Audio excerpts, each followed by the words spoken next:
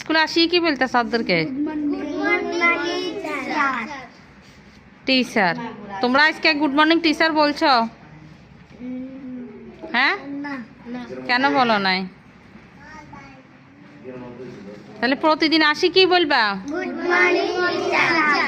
তাহলে আমরা কি বলবো? Good morning student. স্টুডেন্ট মা টিচাররা কি বলবো? Good morning student. আর তোমরা বলবে কি? গুড মর্নিং বলছো, আজকে তো বলো নাই। আচ্ছা ঠিক আছে, তাইলে প্রতিদিন আসি কি বলবা? Good morning teacher. আচ্ছা, আর সবাই খাইয়ে আসছো? সবাই ভালো আছো?